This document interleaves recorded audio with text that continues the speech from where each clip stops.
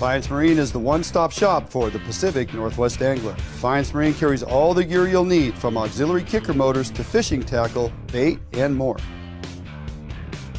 Defiance Marine is a Honda Premier dealership and one of the largest on the West Coast. Defiance Marine guarantees the best price on a new motor and the best service on a repower for your current boat.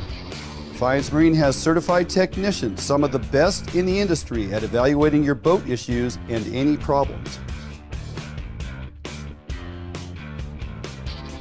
Defiance Marine has boat financing experts on staff to help you get the best term and rates on your new boat purchase.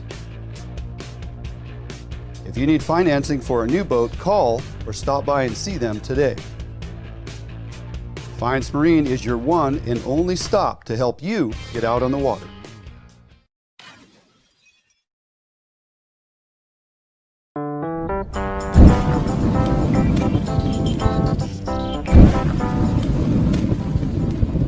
Cutbacks in funding and fewer law enforcement resources are affecting our businesses and communities. If your business is feeling the effects, Phoenix Protective may be the solution you are looking for. They offer security solutions customized to meet your needs. From remote video monitoring in their 24-hour control center to a proactive, experienced security professional on site, Phoenix Protective has over 20 years experience in ensuring the safety of their customers. Team members are highly trained and proactive, giving them the ability to adjust to the changing needs of their customers.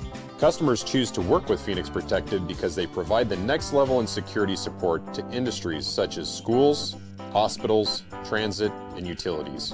For a security assessment to see how Phoenix Protective can help you and your business, visit their website at www.phoenixprotectivecorps.com and select Contact. If you're looking for the best fishing rods in the world, you really do need to take a look at the Edge rods. I designed and built new machinery, and I think this new machinery has enabled us to build blanks like no other company can build without this equipment. There is no other rods in the world that are as good as these rods. You owe it to yourself to take a good look at them.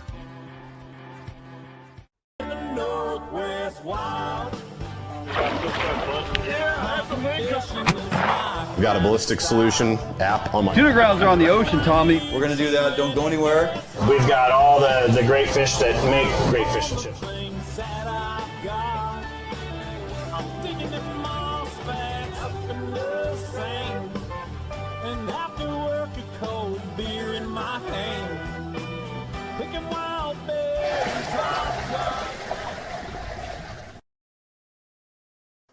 Hey, good evening and welcome to Fish on Northwest. Wayne England, Tommy Donlin. Here we are, buddy. Hey, here we are again. Once again, Thursday night, 6 p.m. We are live from the Fish on Northwest studios located here in Olympia, Washington on what, Tommy? The lovely shores of Summit Lake. That's right. So I want to welcome everybody to the show. Lots of folks jumping on here already, Tommy, as we got a busy night. Lots of information to get through this evening, no doubt about it. And you know, we're going to be interactive on our computers throughout the evening. So if you got questions or comments, concerns, go ahead and hit us up in that regard, and we try to answer as many of those as we can. So kind of a busy week.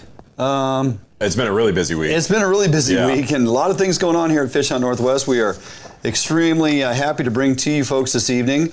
Also got out fishing a couple times. Yeah. You know, got out chasing springers a couple times. Preparing for that retirement role that you're going to be playing here soon. Just kind of practicing right now. Yeah. But so got out. We'll get into a little bit of that later. You know, that springer bite is hit and miss. Hit for some, miss for others. There definitely are a few more fish showing up this week. Had a couple good days out there. Weather wasn't too miserable. Yeah. But yeah, there's some fish around. And gosh, we're coming down to the end of Area 10 closing this evening. And that's right. Today's the last day. I really wanted to get up there one more time. Just wasn't in the cards. Couldn't make it work. So, but hey, with that, you know, we got fisheries to talk about. We got some openings coming up to talk about. We have some how-tos. We got a whole lot of things we're going to get to. Prior to that, though, we'd like to remind everybody, jump on over to our webpage, if you would, give us a look over there. That is where our online store is, all our merchandise. We got tons of it too, Tommy. Lots of good stuff now, huh? And go to the webpage, www.fishhuntnw.com. Check it out there. Subscribe on there to our email bank, and we'll start sending out info here in the near future, keep you informed. Also, if you haven't, go ahead and give us a like and a follow here on our Facebook page. Help us out. Get over to our YouTube channel, subscribe, hand it out to all your friends. You know, Tommy, we get inundated with questions throughout the week in and week out. And they come in either two formats, three. They come to the email on our webpage. They come to us via Messenger on Facebook. But a lot of people are also throwing comments and questions and things over there on YouTube that I peruse and keep up on. And also Instagram as well. Yep. So we are on all the platforms, Twitter as well. And, you know, just take some time, hit us up with comments, questions. If you have things that you would like us to cover, technique points, or help you out with certain elements in fishing and hunting, please hit us up with those bits of information. We'll try to get that back to you, put it into a show if we can. So, moving forward, here, Tommy, you know, we had a couple things that have come together, so to speak, right? Absolutely. Big news. Big news. So we have partnered with Edge Rods by Gary Loomis. Edge Rods, located down there in Woodland, Washington. So happy to be on board with a high-end, reputable rod company here in the state of Washington, the great Northwest as it is. They are doing some great things. You know, it was phenomenal. I mean, we got a chance to go down there, take a factory tour, you know, really understand what makes that whole facility click and jive. And I mean, you know, I had my engineering helmet on, as I always say, and you know, usually I'm staring at airplanes, right, that I design and build. That's my main priority, right, as far as the job goes. But being able to go through that production system and being able to see how all of the workflow is being optimized, how many quality checks there are at every single workstation before that product gets passed from one station to the next. The root cause analysis that they're doing to make sure that if there was a defect in a given lot of rods or blanks, you know, where did it come from? How was it generated? And then taking proactive steps to make sure it doesn't happen again. Right. Like that kind of system is not something that you just happen upon every day, right? Correct. So, you know, the leadership that they have down there is phenomenal. The guys are great. And then, you know, you can tell that, you know, fishing is their passion because of how much time they're spending in the R&D world. Correct. And everybody in that room with us is a bona fide hardcore fisherman. That's right. And the R&D is important, and the way they are designing rods now and into the future, the components that they're, you know, intermixing and how they run that through from butt end to tip, and the transition points in those rods and everything that they were describing, and the equipment that Gary has been it's amazing to see what types of equipment and machinery he has designed and built to build the best rods on the planet, right? And the number of blanks they're turning out of that factory, North Fork Composites and Edge, is it's a mind blow. Yeah, it is. It really is. So we are so happy to be on board with them because of our fortunate partnership in that regard. We're extending that out to all those that follow us here at Fish Hunt Northwest.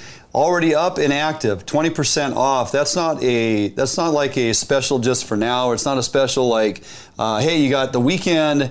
Get your rods ordered and save 20%, Tommy. That is a continuous 20% off. That is here to stay. Yeah, it blew my mind when you know, we got that from Edge, because it's not 10%. You know, usually a lot of discounts 5-10%. Sure, You're like, okay, it'll take the tax away. No, this is 20%. Right, no small number, especially if you're buying multiple rods, getting set up for a fishery.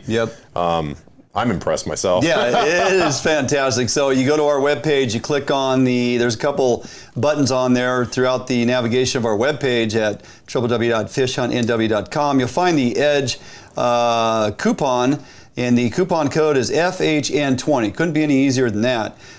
Go click on that. It's a live active button. Click on that on our webpage. It's going to take you right to Edge Rods. Navigate through their webpage. Get your order in, and there's a space down at the bottom there, Tommy, as you're completing your order. It says enter coupon code. You enter that, and then you hit the next button that says apply coupon. It takes the deduction right there for you to see prior to checkout. You're going to see that 20% off. So if I'm buying a $200 coconut rod, I'm going to save $40. Yeah, that's a smoking deal, man. That is a really good deal. So lots of good things to come. Warranty program, second to none. They have some really good things coming with expansion and more opportunity for folks to come down and walk through and take a look at what's coming. So that's all in the near future in the next few months. Pretty excited about that. And again, excited to have them on board. Excited to bring it to you guys and help you save 20%. Always on any rod through Edge and through Fish on Northwest that you want to get in your hand for any fishery, 20% off, and that's just fantastic. So there you go. Along with that, we've teamed up with a few other players who have contacted us and want to get on board, and we're helping to promote them. They're helping to promote us. Washington State Guide Association, Tommy, it's gaining ground. Our good buddy, Bobby. What's his name? Kratzer? Thank you. Bobby Kratzer, Robert, as we call him, or I call him Bobby, president of WSGA. So if you're not familiar, Washington State Guide Association, they are up and coming. They are grabbing members, bringing them to the group, and they're looking to build additional groups or chapters throughout the state, right? You're going to probably in the future see a Columbia River chapter. You have the coastal chapter. You have the intercoastal chapter. We'll have Washington State Guide Association on the east side of the state. The key here, folks, is these are professional guides in Washington State. Look for the brand, look for the logo. Those that have signed on with Washington State Guide Association are part of that group and are involved in helping to recover our fisheries, involved in the meetings with WDFW, involved in having input as to how the fisheries are doing, how they're being conducted, all those key elements. These are from the folks who are on the water more days than anybody else. True. So they have a lot to say, and they're willing to help, and they are licensed, bonded, professional guides, insurance, the whole deal. Okay, these are some of the top guides in the state of Washington. So look for the logo, WSGA. Look for their brand, look for their decals on individual guides' websites, and of course you can go to WSGA and look for a list of guides who are repping the brand. So pretty exciting. It's going to continue to grow, and we're glad to help promote those folks. And they will time and time again be on our show. Yeah, that's great. Yeah, we got a couple comments here in the chat. Everybody wants to know why you're not wearing a vest. I decided to give the vest a rest, okay? Okay. Had it on earlier. I was like, tonight I'm going vestless. I'm just going to, hopefully I piss off Andy. So one night without the vest. It might be back next week or maybe not. You never know. You never know. That's just the thing. We have a lot of clothing options here at FHN. So, I guess tune in each week to see what Tommy's wearing. That's right. That's right. There you go. All right, moving on.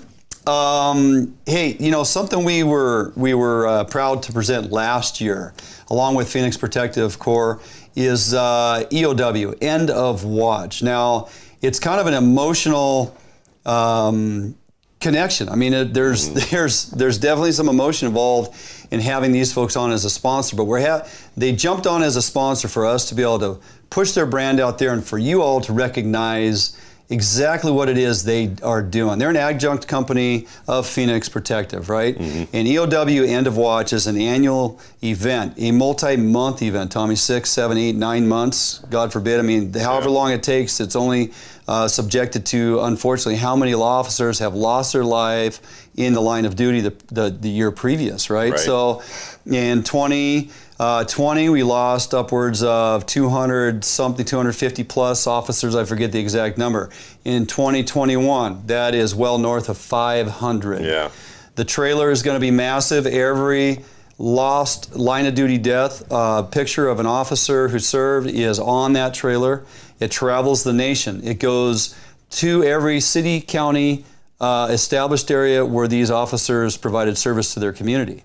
So they start this in May, towards the end of May, beginning of June. The ride will begin. It's the trailer. It's a parade of folks who are assisting and volunteering their time. There's also 6 custom Harley Davidsons that are built and distributed out throughout the nation to certain families along the way. They're all they're blue, black, and chrome. Support the blue, and it's just an amazing undertaking, all based on donation and persons who tune in and give money to the cause. And so we roll that out tonight. This year we've created a new piece for them, a new commercial in support of the blue. And let's face it, with all the things going on in the nation. Yeah, well, that's what I was just going to say. I mean, it's sad that you know, the number of the names that have to go on that trailer has doubled in a year. Yeah. I mean, that says a lot about, you know, where we are as a society and where we are in terms of our time. So I would say, you know, something like this is needed now more than it ever has been before. Yep. Well said. So yeah, end of watch EOW is kicking off here, and the week prior to that ride starting, JC will be on the phone with us, and we'll talk about this up and coming event and what it means to him. And he's the creator and founder of all this, and how much you know, monies are donated to pull this thing off, and persons' times throughout the nation as they drive from county to county, city to city, and they jump on, and you know, Harley clubs and motorcycle clubs jump on, and they get in line and ride. I mean, it's a huge deal, huge. Yeah. So very, very proud to have them on board once again. We support them 100%.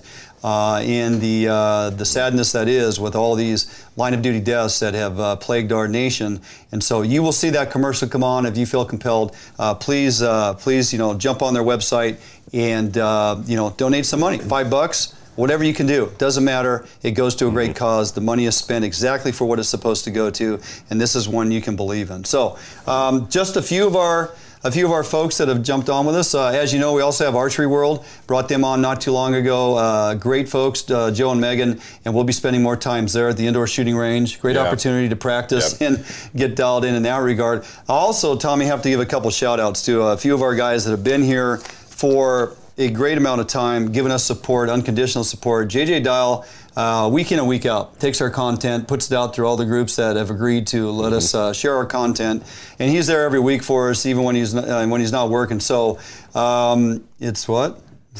Number doubled 1 year. Yes, JJ, absolutely. It's more than doubled in 1 year. Yes, but JJ's been there. I mean, he's just pumping it out there each week for us and doing good things. David Butterfield, my original, producer. And just everything he did on the ground level grassroots, he and I bumping our heads trying to get this thing off the ground. And he still is a behind the scenes go-to for me. I have him on the phone multiple times a week. I call that little guy up and pick his brain on getting some of this stuff done. So, you know, just a couple guys that are in our corner that are helping us pull this off, because we got a small team here, but we put a lot of content together each and every week. And we just wanted to give a shout out to a few of these companies that have jumped on with us, Tommy, you know, and believe in what we're doing and the content that we provide, and helping us to ensure that we can continue to provide that content. Yeah. It's important. Yeah, speaking of Archery World, you know, today is the last day to apply for your multi-season tag. You knew that, right? Yep, you already got yours in there. I think I'm going for deer. I think I'm going to do the deer multi-season this year. You haven't done it yet? Put the elk on hold for a while. I've got 6 points. Yeah, but, me too. You know, having a kid this summer may not be conducive to hunting all 3 seasons. Don't want to waste it. Just put it on hold. That's not a bad plan. Right. The timing of that baby, that's probably a good call. But yes, by midnight tonight, you need to have your application in for both multi-season deer, multi-season elk. Don't let the clock pass you by. If it's something you are interested in, Sky Comish open anywhere. Currently, no, I believe the opener should be June 1st. I haven't looked at the regs or the regs that are coming, but typically it's that June opener for the Sky Comish, excuse me, summer steelhead and Chinook opportunity. And we should have a pretty decent Chinook opportunity in the Sky Comish this year, unless my numbers are off. But we'll get into a little bit of that later on.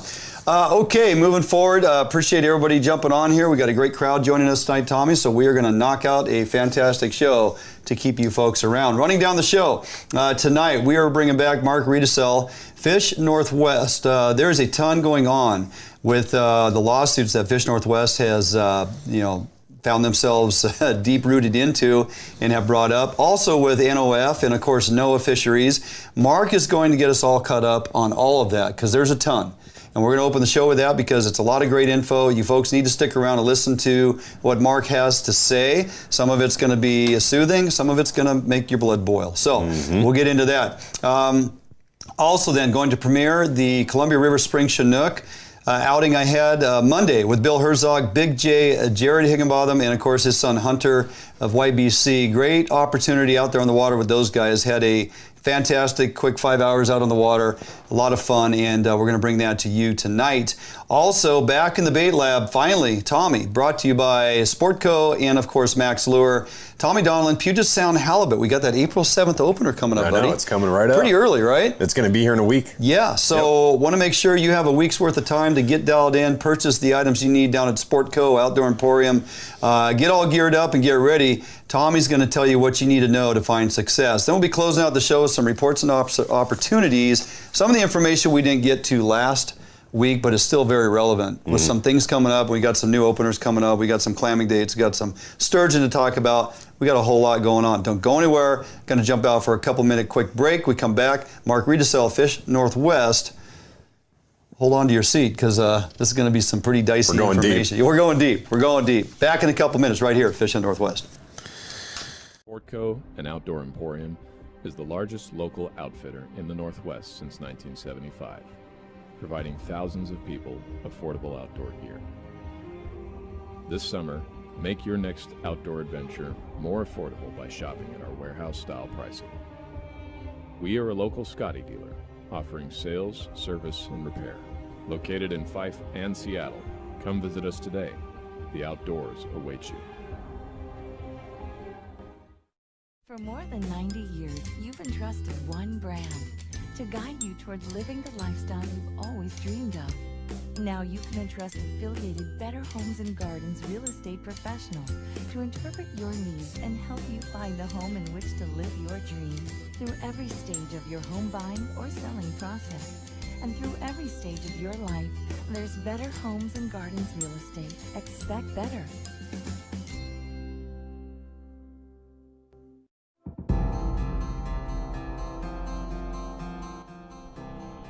Sergeant Daniel Moulter began his tour of duty on October 21st, 1996, and ended his tour on June 27th, 2020. On the authority of Constable Carlos B. Lopez of the Travis County Constable's Office, Precinct 5, badge number 504 is officially retired, and Sergeant Dale Moulter is 1042. Godspeed, Sergeant Moulter. Honoring fallen law officers of 2021. The 2022 End of Watch Ride begins in May from Spokane, Washington. The ride across the country to honor the men and women of law enforcement who paid the ultimate sacrifice in their service to our communities will cover more than 23,000 miles. We ride to ensure that no fallen officer or their family is ever forgotten. EOW relies on sponsors and donations to cover this cost. Please consider donating to help support the families and departments of the fallen officers. You can donate by visiting our website at www.endofwatchride.com/donate. Please support the Blue.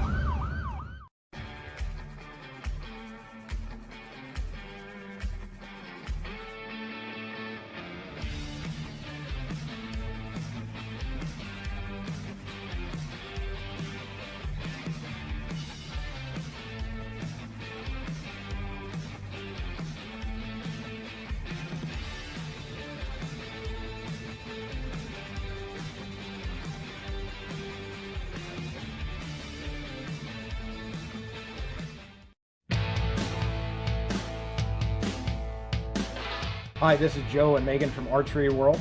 We have 4 store locations. We are at the Lacey location right now. I just want to highlight some of our camping gear. We have Mystery Ranch packs. We also have trekking poles. We have crispy boots. We have 6-hour optics. We carry Havalon knives. We carry Garmin products as well. So it's not just archery. We want to try to make this one-stop shopping for you guys. And so if you need it and it puts you in the outdoors, we probably have it. So come down and see us.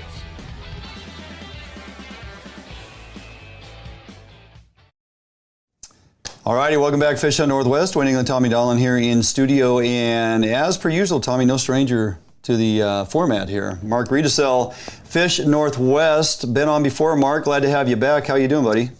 Good, good. Thanks for having me on tonight, guys. Well, absolutely. You and Brad have a whole lot going on over there at Fish Northwest, and folks aren't familiar. They just need to simply jump on your Facebook page and take a couple hours and a glass of beer or coffee and start reading, because there is go ahead. There's a ton of info in there. Yeah. And I think it's a good place to go if people want to kind of get up to speed, kind of go to school on all the finite details. You know, lots of people dip their toes this time of year in the North of Falcon process and pay attention to season stuff, but man, it's a pretty steep learning curve. So hopefully some of that info on there can kind of help flatten that curve and get people kind of a little tuned up and, you know all the acronyms and all that kind of stuff and where to look and get a little education. Yeah, absolutely. And so a number of those topics that have been kind of kicked around there for a bit, we're going to review here tonight with you and kind of get, drill down on them just a little bit deeper if we can. So first and foremost, let's start off. You kind of mentioned North of Falcon there. We got some interesting dialogue that's happening out there as it refers to areas 7 and 9 on the table, looking a bit problematic. I don't know if it's more so for the co-managers and the non-selective harvest that they want to deploy, but it seems like they yet like to come back and kind of target the recreational opportunity with our selective options, out there on the water, and they're trying to push us back deeper into the summer. What do you know about discussions happening areas 7 and 9 right now? Well, so there was a call yesterday, with the public meeting call, and deep discussions were had towards the end of that on that 7 and 9 specifically. There's a lot of people that called in and voiced their concerns. The department proposed after talking to the advisors, which the advisors were unaware that this proposal was going to go to the co-managers of a mid-August start date. And for 9, the concern is a lot of those fish, those early hatchery fish have already passed through, so that they might have a big quota associated with it, but it's a little unrealistic to say that you're going to catch all those fish up. And then for area 7, there's a good bite that happens in July, and a lot of folks like to fish in July. And a mid-August opener, it's a little slower, a different group of fish. So I give credit that people called in, they voiced their concerns, they made it known, and so the department walked away with an agreement to model 3 days a week fisheries starting mid-July in both 7 and 9, and so that was my understanding was that was going to be presented to the co-managers after they modeled it and looked at impacts. But they even did a poll, from what I heard, and it was about 70% that the group, the people on the call wanted them to look at that and present that as an option to get people fishing in July and get them a chance at some of those fish. And there were several callers that voiced concerns of, we don't necessarily want to leave quota on the table either. If there's fish left over, then those fish, aren't necessarily available the next year because we didn't use them all up. Yeah, that's a good point, because I'm hearing. I mean, I looked at some of the numbers that were generated out of that, and they're looking to, hold off on that area 9 opportunity until August 1, and they're giving you a quota of 9,000 fish, which seems to be kind of unrealistic. And you had just mentioned it. The bulk of those hatchery fish come through in July, and the fact that we start mid-July, we're already kind of behind the 8 ball on that. And so if truly we're trying and talking about conservation, try to stay off catch and release mortalities on wild ESA-listed Chinook, then why would we push that deeper into the summer, only to have a higher encounter rate of non-marked fish and exploit that non-marked fish catch and release mortality rate more so than we would if we had a 2-week earlier opportunity. And I don't believe, and I don't think you do, that we're going to be able to harvest 9,000 fish. No, and I really don't. And I agree with what you just said there. I mean, a big bulk of those hatchery fish come in early, and man, what a better time to get on those and harvest them. And if we're truly trying to save wild fish and wild impacts, then let us get on those hatchery fish and harvest them up. I mean, that's what they're made for, and that's what the recreational community wants to take home with them and eat. So, and that's what they're allowed to. So, I think it was just kind of an unfortunate move on the department's part, and I think the recreational community kind of saw through that and were vocal about it, which is great. I'm encouraged by that kind of participation and that vocalization within the community. Yeah, most definitely. And so, Mark, just to help educate people that are viewing tonight, the way our system works today, we've got one permit that the sport fishermen, charter boats, the trollers, the tribal, we go in on one permit, right? We work with our co-managers, which is the Northwest Treaty Tribes, to set these seasons. And we've had a couple instances in the past where if we don't come to an agreement, right? And I know, each party has their own model and forecasting tools. And if we can't come to an agreement on what that fishery should look like, it starts to eat into our season, and we lose opportunity on those fish. And this has happened in the past. My question for you is, we've got, you guys had a meeting on March 17th. I want to hear a little bit about, how did that meeting go? And is Fish Northwest paving the way to basically submit our own permit, right, to NOAA instead of having a dual or a shared permit with the tribes? Yeah. So, I guess this is kind of a twofold question here a little bit. So to address that 17th meeting and even up until now, and I think it relates to prior history too in the North Falcon process, is there's, you almost describe them as stall tactics. There's a lot of non-agreement between the tribes and the state, whether sometimes it's modeling, sometimes it's forecast, sometimes it's harvest rate. And it turns into these, best described as these stall tactics, and it pushes it back and pushes it back. And then you get into this final week of North of Falcon, which really is when everything gets cut up and diced up and the meat and potatoes kind of come out. There's a lot of discussion here over the course of this month. But really, when it comes to final time, it's that last week in North of Falcon where they're having those daily meetings, and there's daily updates every morning of what was discussed and what was agreed upon. So I would say, is this anything new? No, it looks like the same old kind of tactics are being played between the two parties of pushing things back, and then the department kind of gets almost in a corner.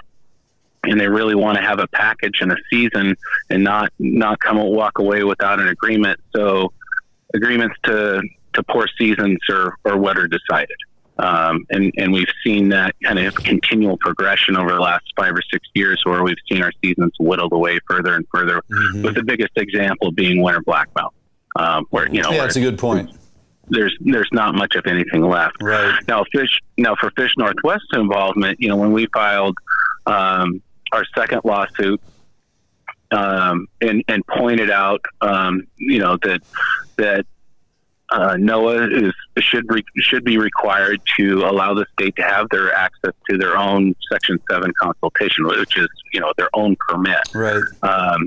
So the first call out on the first buy-up we used as the example was 2020, and then according to the judge that wasn't up to date, so they refiled with the 2021 buy-up, and magically in there, NOAA puts in there that the state is in fact allowed access to their own Section 7 consultation and their own permit, meaning, okay, Fish Northwest did their job. We dug in and put in the hard work, and we pointed things out. And lo and behold, the state does have access to it. Mm-hmm. Now, legally, can the state be forced to use that? No, but it's an option for them. Now, when it's been discussed with the director and the department, it's been point blank asked, like, okay, so now it says that you guys have access to this permit. Are you going to use it? And the answer is no. We'd rather work together to come to a consensus and craft a season and work together. Which, here we are again when we're seeing the same kind of bad behaviors resurfacing in our North of Falcon process.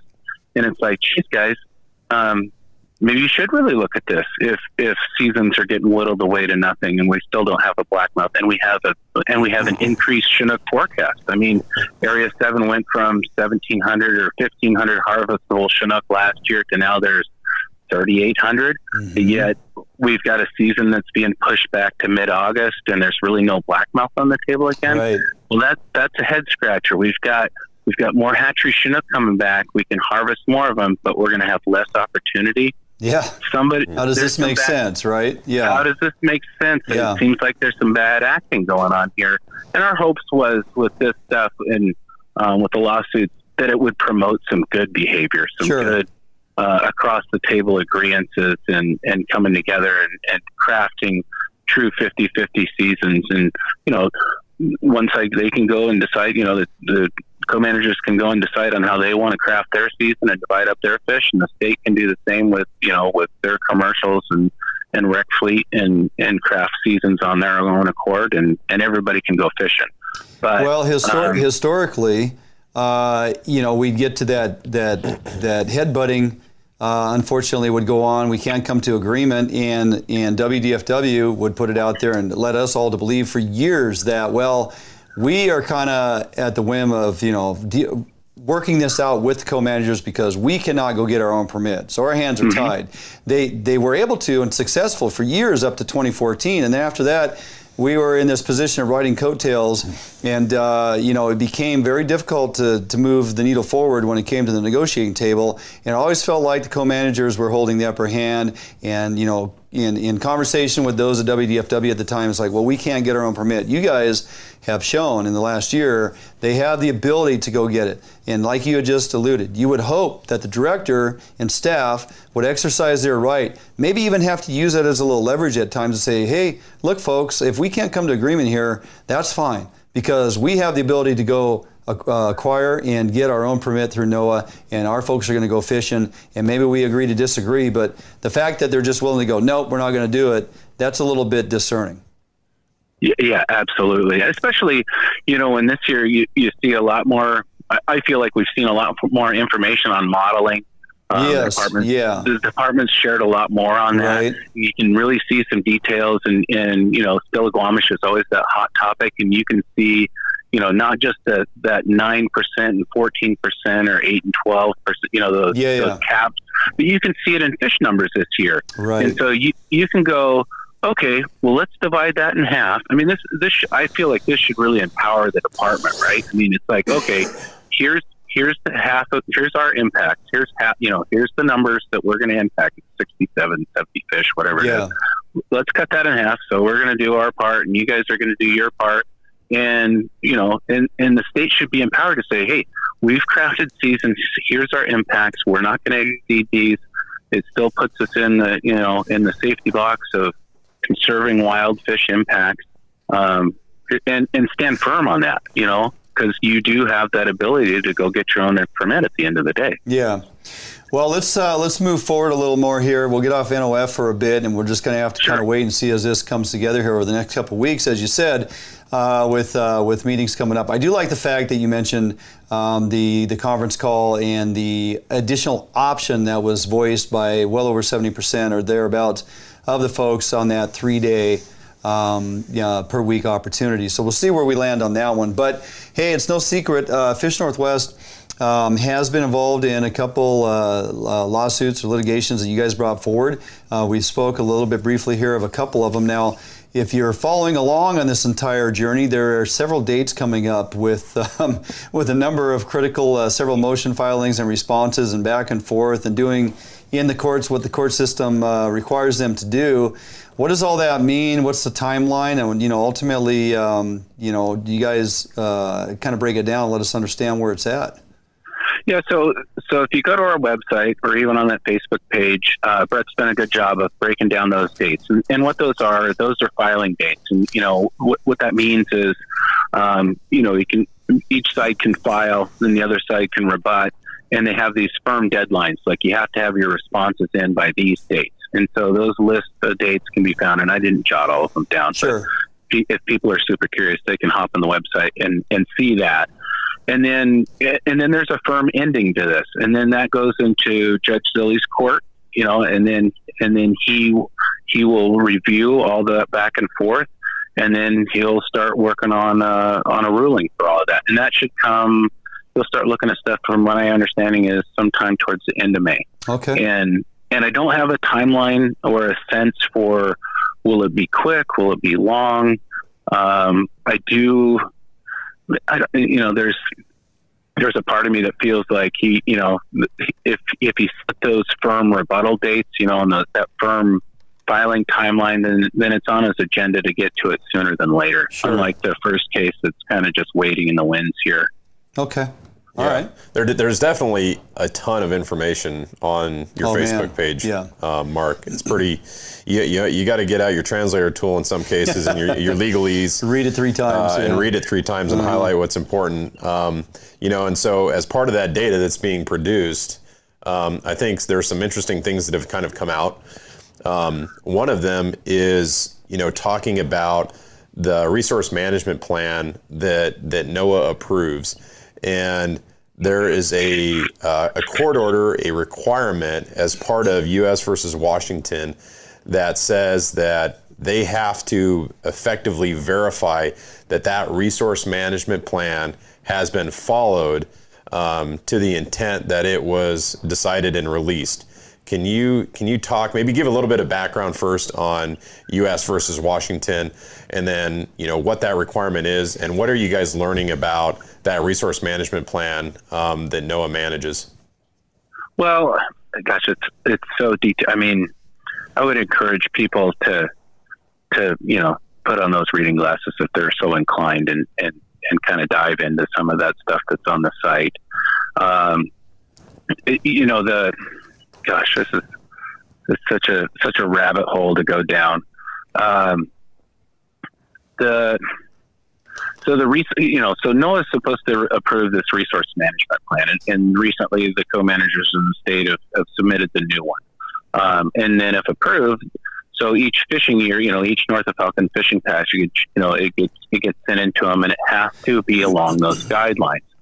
And so what we've pointed out is, so here's this management plan. Here's this U.S. versus Washington that says that this has to be agreed to. It has to be followed by these guidelines. NOAA and NIMS, since we've got ESA, federally have to sign off on this. But what we're seeing is, in some cases, it's almost like there's been a blind eye taken to all this overharvest or impacts or exceedance on ESA listed fish. And since we've all been, sold on or mandated to recover wild fish, but yet NOAA seems to be taking a blind eye to exceedance of allowable impacts, we're questioning, why is this allowed in some spots and really hammered on in another spot, say drainage to drainage comparison? Why is this being allowed, and why is it that the recreational community seems to be bearing the burden with their selective fishing that they have to do when non-selective harvest on wild stocks in, say, a commercial setting, especially by the co-managers, those impacts are pretty high, and they're not forgiving, say, as in marked selective fisheries, such as the recreational community. In pointing out that some of those seem relatively high, and or at times NOAA, in what I'm picking up here, is they kind of tend to turn a blind eye on some of this activity or behavior in certain areas and hammer down in others, and come in with restrictions, and it seems to fall on the shoulders of us, the recreational community, at times. There was one portion there in the 2021 biological opinion of NOAA. They approved a harvest of non-selective methods, which resulted in an exceedance of upwards of a harvest rate by 221%. This is actually happening? I mean, is that been justified, that's actually been proven to happen? And if so, where would something like that have gone on last year? Oh gosh, I'd have to, as far as specifically where it went on, I'd have to pull up where it was quoted and stated. But there's this data that gets turned in, both state and co-manager wise, and the proof would be in that. Okay. So if there's exceedance, the hard part is, a lot of times that data comes in late and it's brushed off, and by the time it's really scrutinized or looked at, we're already on to the next season. And as the angling community goes, we're always looking forward to what's around the next corner, what's around the next bend, what can I start planning my next vacation on to go out and go fishing. Right. So we felt like that just has gotten washed under the rug, and then it's just created this further and further imbalance as time has gone on. Gotcha. Okay. And kind of puts us in the box where we're at now. Yeah. So those specific examples, those were listed as, case by case. and people are more than welcome to, to go and look at the true court filing to dive into those details. But we'd be here for at least 3 hours if we really pulled all that up. And these topics are deep. I get it. I think we'd be here for a couple weeks. Yeah. The next question I have for you, Mark, part of the agreement that we've gotten to as part of being able to produce hatchery fish is that we manage the percent that make it to the spawning grounds. And that number ideally is less than 10%, but can be up to 30%. And we try to control that, right? And then in some cases, NOAA has, given approval to allow that, that stray rate up to 95% on some systems. And, why is it that that's allowed? And how come we're not seeing more opportunity for the selective harvest of those hatchery fish before they make it to the spawning grounds? Yeah, and that's a great question. I wish I knew.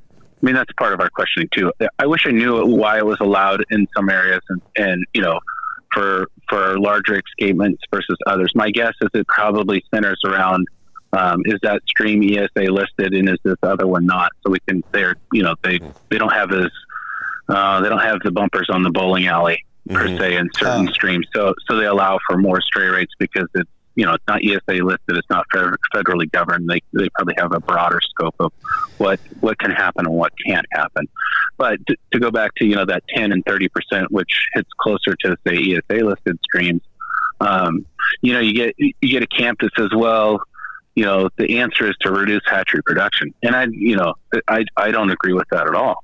I think the answer is I'd love to see an increase in hatchery production and then come up with a solution to allow us to harvest those excess fish.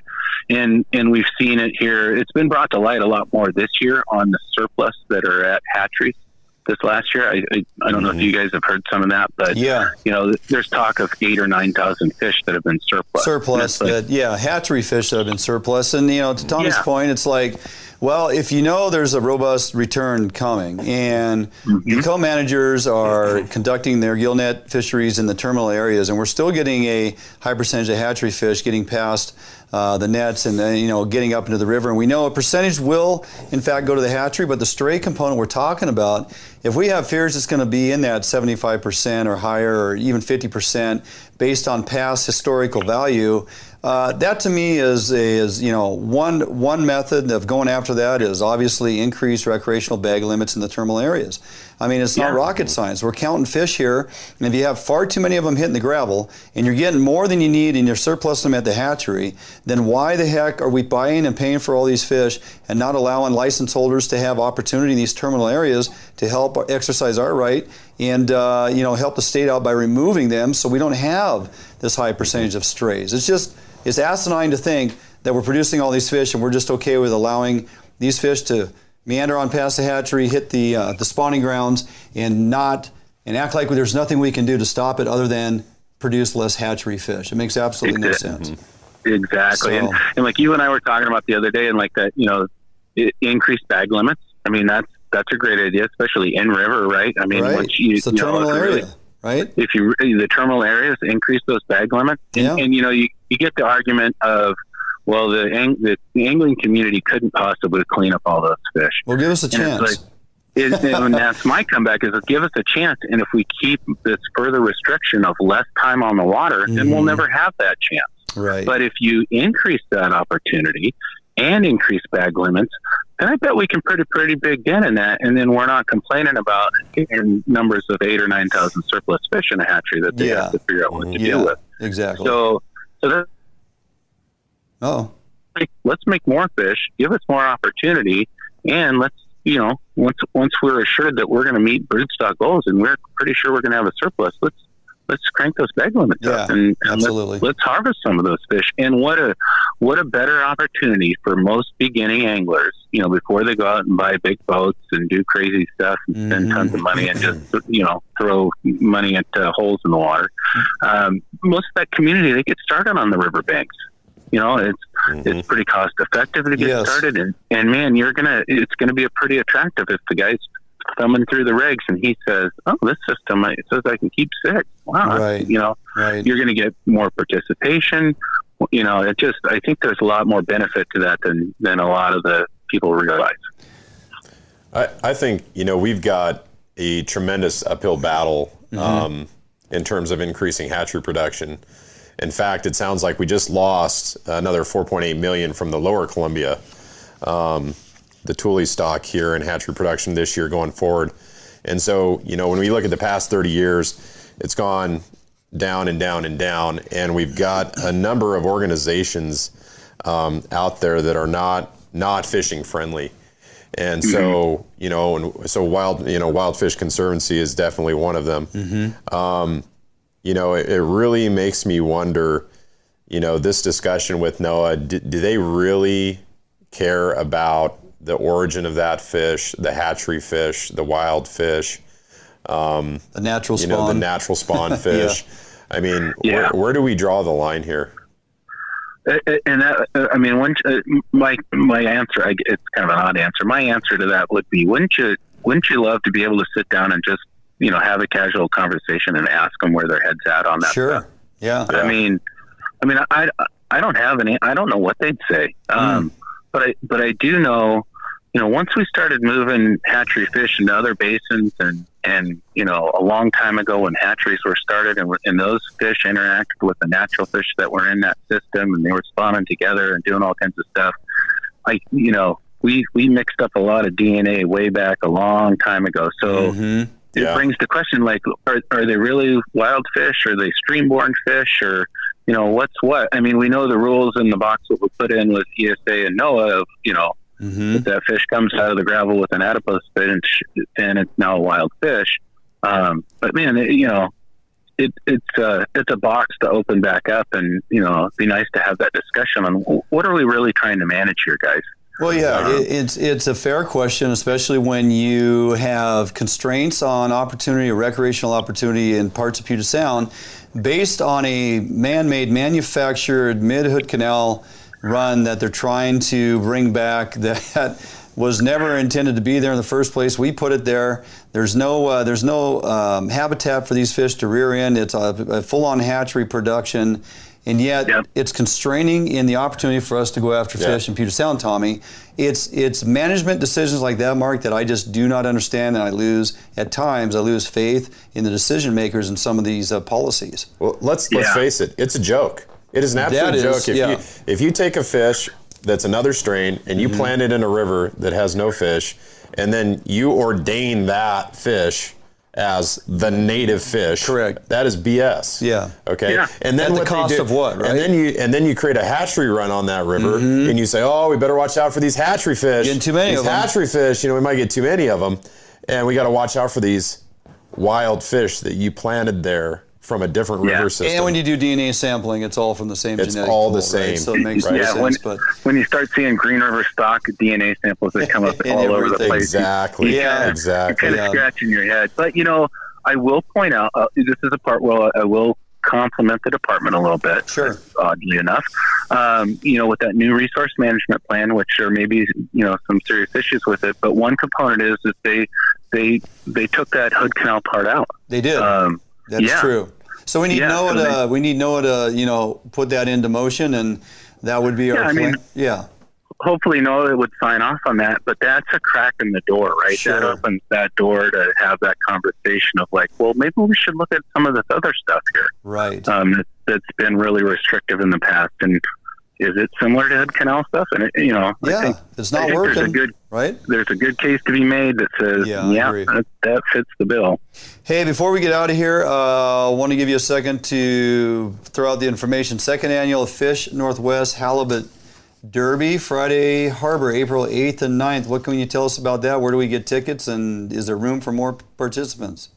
Oh, yeah, I think there's still tickets out there. You can get them at Lemmy Fishery Supply in Bellingham, Holiday Sports, Dave's in Linden. Oh, gosh, Barry and Rod are in charge of the Derby stuff. Oh, go figure. But we've got $7,000 for first place going out, and we've got a bunch of deer that got donated that we're going to raffle off and give away. It should be a great time. I'm supposed to do the honors there Saturday night and give away the money and, you know, tell a bunch of fish stories and lies up on the stage. So yeah, if you guys are interested in halibut fishing, anybody on, you know, listening, you can get those tickets still through, I think the 4th or the 5th is the last day we're going to sell them. Yeah. Okay. So there's still time, and, you know, why not have a halibut derby if we can't go salmon fishing? Well, absolutely. I mean, the opener is the 7th. You guys got the derby the 8th and the 9th. First prize, $7,000. Second place, Tommy, I believe, is $2,000. And then third place, you get $1,000.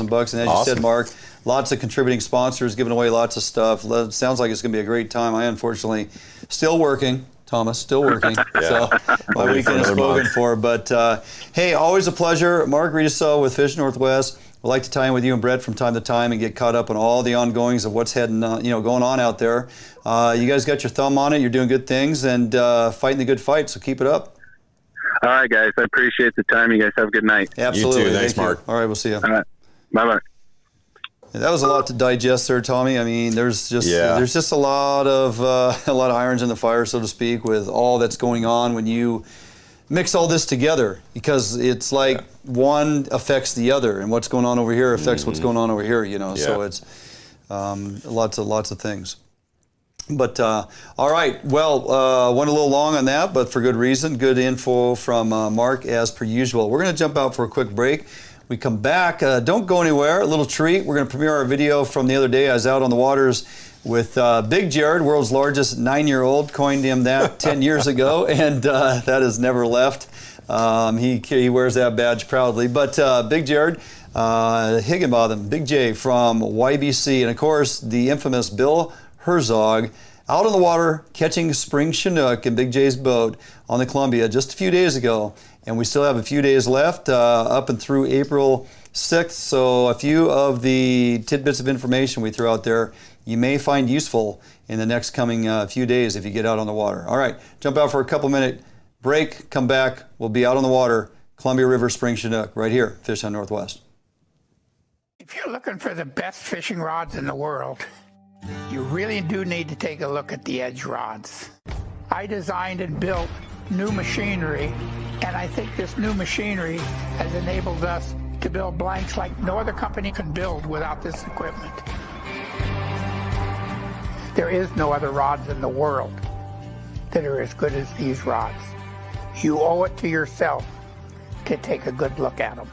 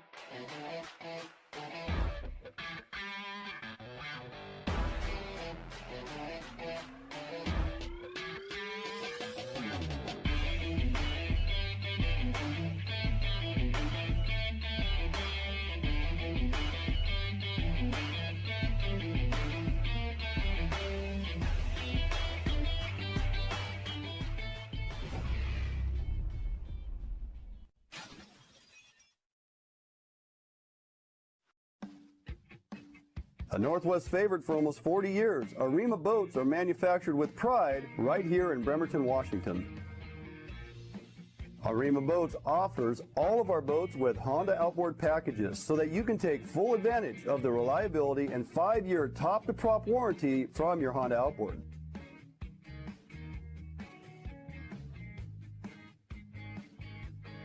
With literally thousands of Arima boats on the water throughout the Pacific Northwest, Arima boats are a proven hull design that offers incredible fuel economy and all of the amenities that a serious angler is looking for. All Arima boats are built without any structural wood materials. That is why we back our boats with a lifetime warranty. All of our Arima boats are designed to maximize deck space while also providing ample seating. Contact us today at Arima Boats for all your boating needs and let us help you get out on the water.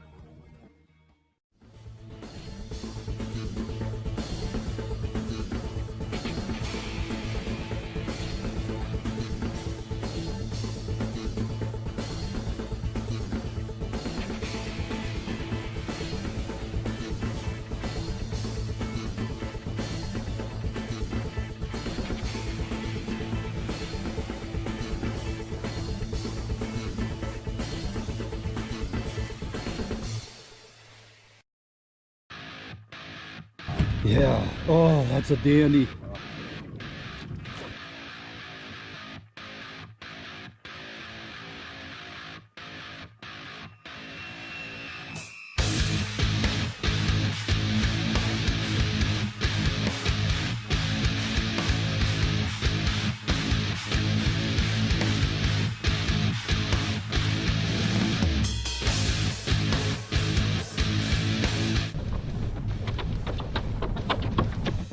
Hey, look at who we got here.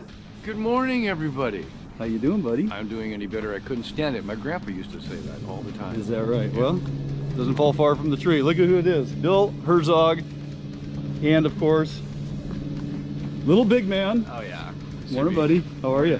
Good. How are you? And then of course, big little man. Hi, everybody. What's up, brother, man? World's largest 9-year-old, still reigning champion. That's not going away. Hey guys, Dwayne England, Fish Hunt Northwest. We're out here in the water. Made a little drive this morning, boys. Up was a poke. Yeah, a couple hours to get down here, but well worth it. Jumped in Big J's boat. Check this thing out.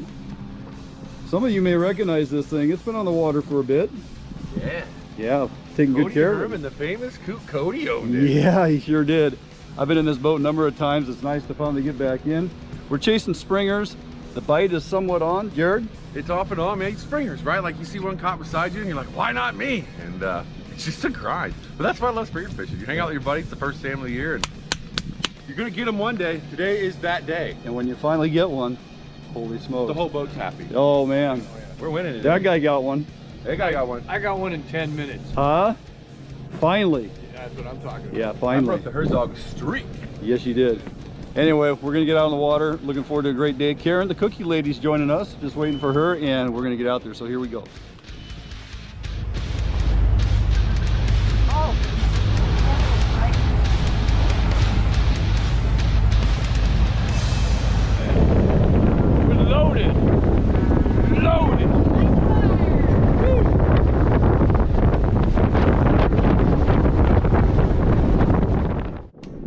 Buddy, hey, we're out here today chasing a elusive springer. Yeah.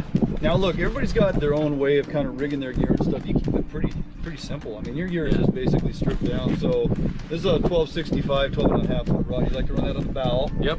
Right? Yep. I like the bow rods to be longer and softer. Kind of gives me a wider spread, right? And so I get an extra 2.5 feet on each side, or 2 feet past my other rods. And if I extend them straight out, it's more like 3 feet. So I make a bigger swath. Makes sense. Plus then as you come back, incrementally your rods are a little bit shorter and it narrows it down. So you're not just dragging right on top of your own gear. Yeah, and generally I'll fish 7 rods, and so my bow rods are faced out sideways. My middle rods are about a 45, and then my back rods are just slightly kicked in. Then I usually dangle a rod off the back between the motors, and so I've got about a say a 30-35 foot swath of gear that I run through here. And my setup's pretty simple. Like you said, we got the 12.5 foot rod for that limp limber herring bite.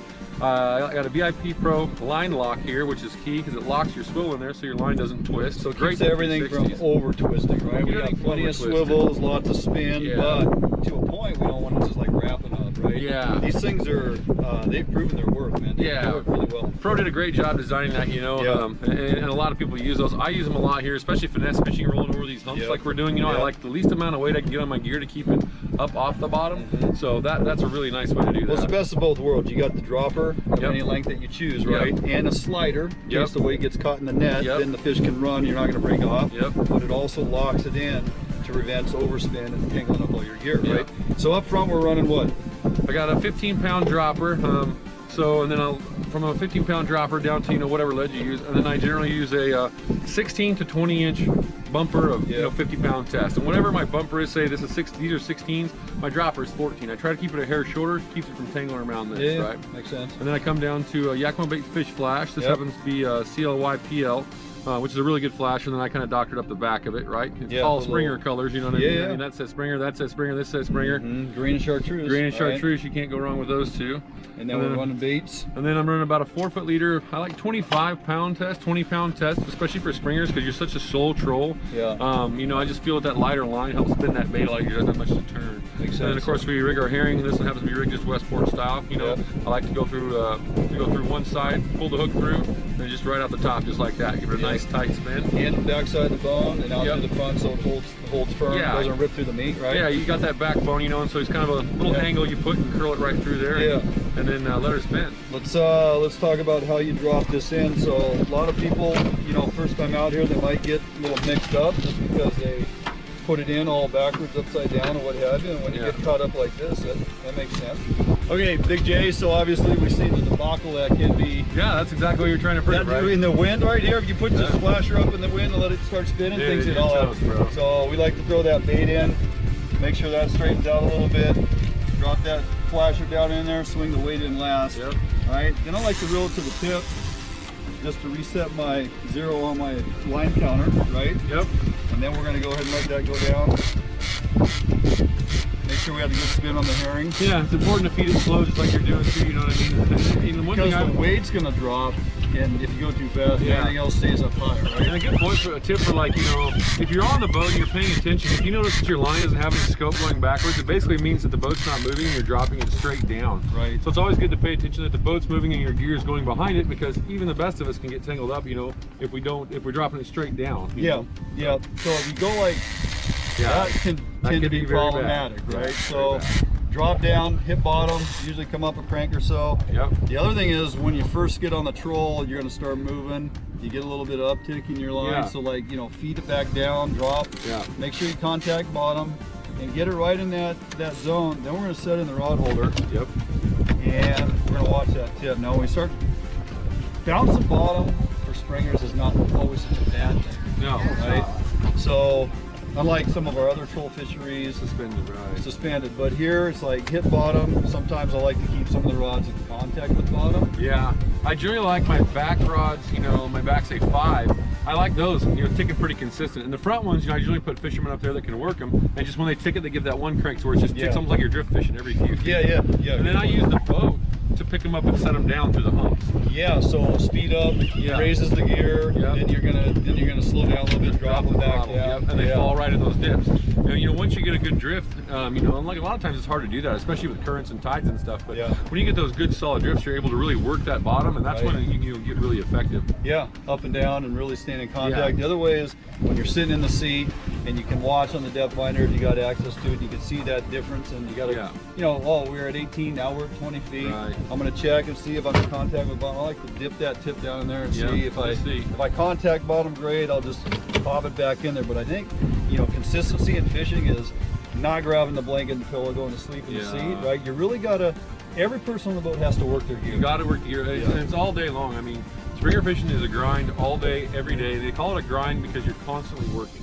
If you're not constantly working your gear, especially early March springers, you're not getting them. And those 1 to 2, 3 fish days, they're awesome, right? Like they're just a reward. That is that's a common happening, and oftentimes we get blanked out here. But if you don't go, the one thing I really like people to do on my boat, like for this, for instance, is whenever I'm you know, everybody wants to take the rod out of the rod holder, go like this, and then strip gear. Well, you just raised your rod tip 6 feet. So when you set it down, you've gained that 6. And so I like to leave mine here and strip it.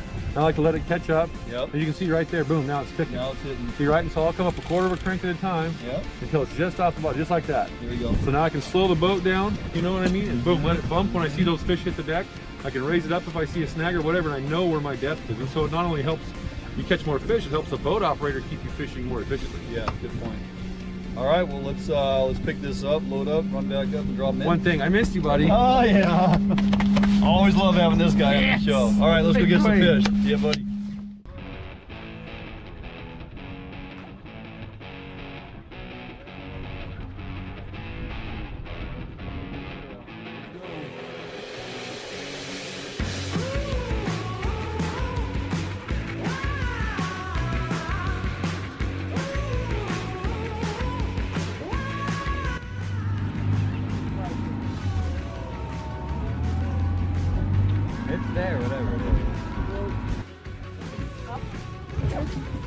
You pin him? Yeah, I got him.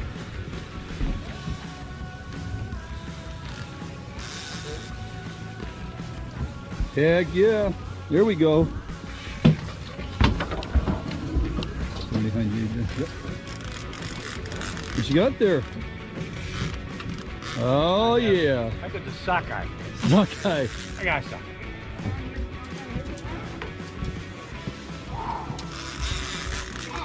No pressure. No. I marked that fish on the deck too. I was like, that fish should shoot. I was like, we're doing so good right now. How many hours? That is 12 yesterday, 10 the day before, and 3 the night before that. Grinding. Grinding.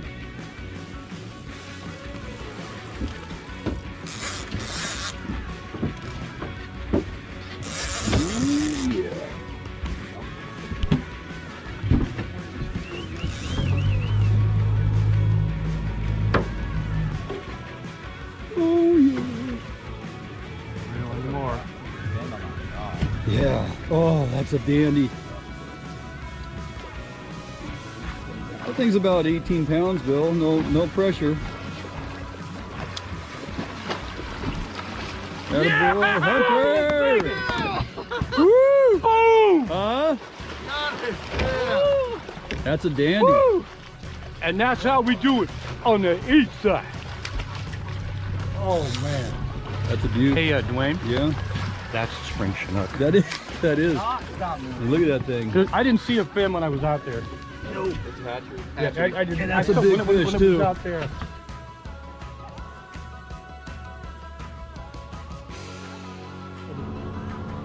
Sometimes when I catch a spring Chinook, I get so excited I have to just.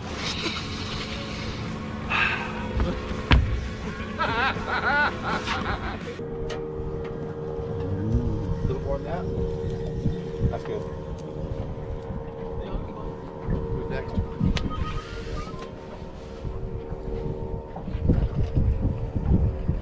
You do good on Big J's boat. You come, you eat, be merry, and catch fishes. So far we've done all 3. It's a great day. It's a great day. Uh-huh. We're killing it. The trifecta. I like it. And the chef. Oh yeah. Uh-huh. Chef Dial. Boyar Hunter, check him out. Yep. Chef Boyar Hunter. Hot dogs are easy. So Yeah. that's good. Dog master.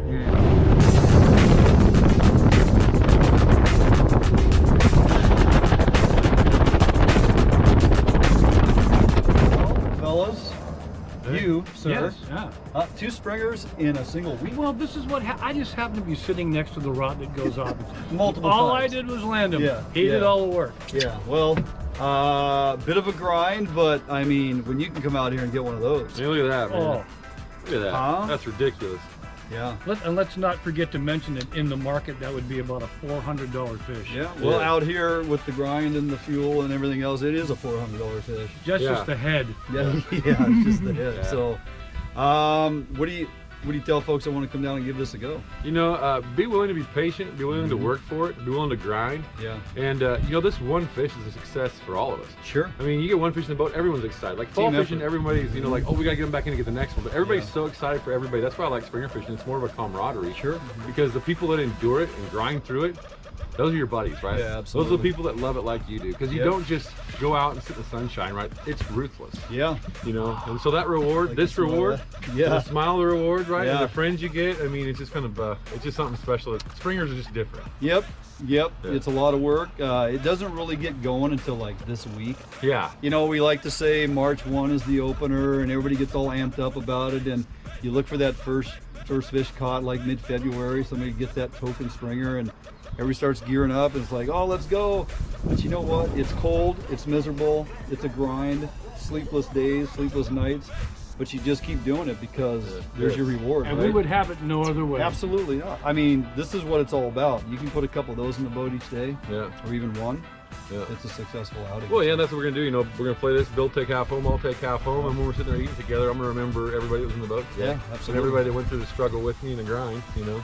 Yeah, good times, and thank Karen for the cookies. It was a cookie Cookie dish lady. for sure, right? Thank you, Cookie Lady. It was the cookie bite. Thank you, Cookie Lady. Right, 100%. Yep. All right, well, hey, fantastic opportunity. Thanks for getting me out here. Anytime, brother. Always a pleasure. Much love. Give Mama Shing my love. Oh, well, Mama Shing, love you. Hunter, outstanding job. Thank you. Kid's a stud. The kid's running the boat. Okay? Like, the kid's running the boat. Legit. That's how it's done. All right, man, that's going to do it for us out here at Kathlawamut Springer Fishing 2022.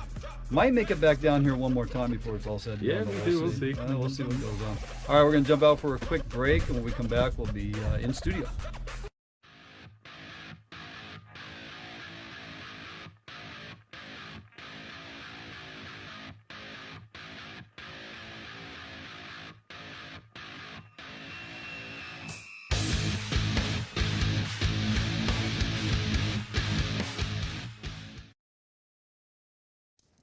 Well, there you go, Tommy. Man, I have never seen Herzog that nervous. Yeah, could you tell? Oh my right? God. Well, yeah, he wasn't talking. Exactly. Yeah. What you got there, Bill? He's like nothing. Just. I mean, we were talking Bill Herzog, right? I've known him forever. We back in 7 years on radio together, and just all the times we fished, and even him in all the fish he has landed, in all the years he has fished. It wasn't until this month he finally got in a boat with Buzz Ramsey. He got his first springer, and then he ended up getting a second springer here, spending those 3-4 days with Jarod down there out of Kathlawamut on the Columbia. So, you know, he is synonymous with steelhead fishing and, you know, blackmouth fishing and kokanee fishing. Right. And now that he's on the east side, he's doing a whole lot for the trout fishing industry and just, you know, and but the spring Chinook has eluded him. We went out several years ago. Herzog, myself, jumped in with Cody Herman and a few followers of the show back when doing Wild Country, and we're down there fishing. We had a great day. We were like 5 for 7. But, you know, Bill, his claim to fame was, I've never caught a spring Chinook, right, a hatchery fish that he could take home. Well, he steps by as a gentleman and lets everybody else take the rod, right? It's like his rod goes off, he gets out of the seat. He's like, oh, those guys are paying for it, you know? Nice, true testament to his character. But that fish right there, and I was trying to make sure he understood, you know, like he didn't know, but I wanted to make sure, hey, this is a good fish. Oh, that's a dandy. Hey, what you got there, right? Fish. Don't lose this. Yeah, I think you're just making him more nervous. Are your barbless hooks sharp, Bill? Because they tend to come off, right? So, you know, anytime. That was a good trip. That was a great trip. Anytime I get on the water with those guys, class act. Jarod, just friends forever, and then Hunter, that kid, he's running that boat. I mean, he's, you know, his dad's got him dialed. He's doing fantastic things out there on the water. So he's got a bright future in the fishing industry, whatever he wants to do. Absolutely. Great to see him be so passionate, right? And he's already the size of a grown man. Yes, he is. He's a man-child. And then it helps when your dad is a giant. Yes, the Jolly Red Giant. We had Karen the Cookie Lady, of course, and AJ from Fisherman's down there out of Portland. So it was a great day. Short little trip out there on the water. I hope you guys enjoyed that. You get a couple of those in the boat. I'm telling you, man, that's a successful day. So going to try to give it a go again. Going to get out on the water Wednesday. Hope to have my boat back and get down there for the final day. I don't know, Tommy. We may see an extension. I should give a phone call to Bill Monroe Jr. and kind of see if he knows any indication on what the numbers are as far as the recreational quota. Yeah, social media has been lit up with pictures of, you know, really nice fish for the better part of 10 days or so. Yeah. But it hasn't been inundated with, like, everybody's bonking them. Now, I've seen some guys very successful. Chris Vertopoulos, he got 3 yesterday for crying out loud. That's excellent. And that was his first day down there this year, right? And he's going to run trips all the way up and through the 6th. Then he'll be over on the Willamette, of course, as he does. But, you know, he's got that fishery dialed. We had that trip with him last year. It was fantastic. And so there are folks that are getting it done. We're going to go give it another go, and we'll see. JJ and Chris are jumping in the boat, and you, my friend, we'll see what your schedule allows you to do. All right, we'll check it out. I'll see. We'll see if we can't get it done. So, and the beard, going to get him out of the workforce and back on the water finally. Anyway, okay, with that, hope you guys enjoyed that. It was a pleasure bringing it to you. And yes, JJ, we too are more hungry now that we watched that video. Going to jump out for a quick break. You ready, Donlin? Let's do it. Going to jump back in the bait lab. Folks, hopefully you've been waiting for this. Tommy is back in the bait lab tonight, presented by Sportco and Max Lure. Puget Sound Halibut opener on the 7th. You're going to get us all spooled up, dialed up, and ready to go, huh? Yes, I am. Okay, after you watch this, make sure you stop in at Sportco Outdoor Emporium on your way home from work, ladies and gents. Pick up all the necessary items that you will need to be successful following Tommy's lead. Jumping out for a quick break. We'll be right back here at Fish Hunt Northwest.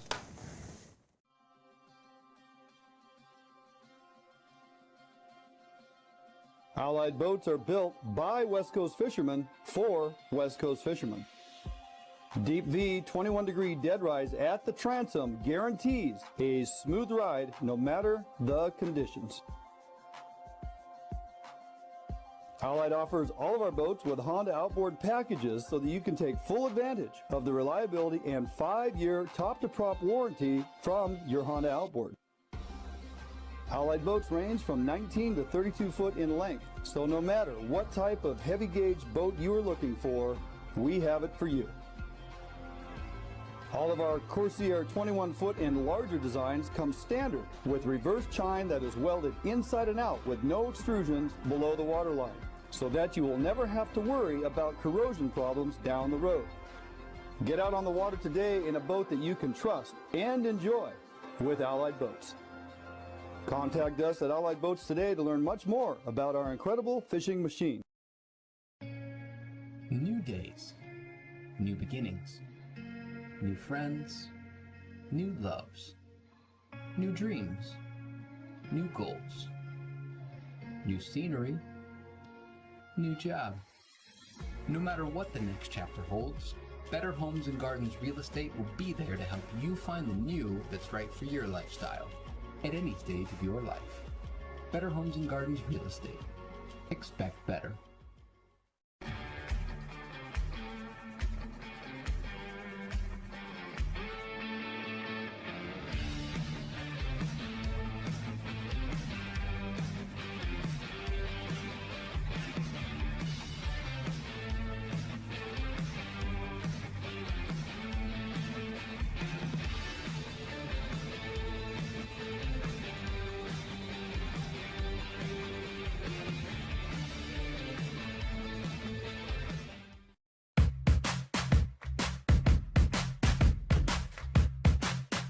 Hi, we're Joe and Megan Malico, owners of Archery World up here in Lacey.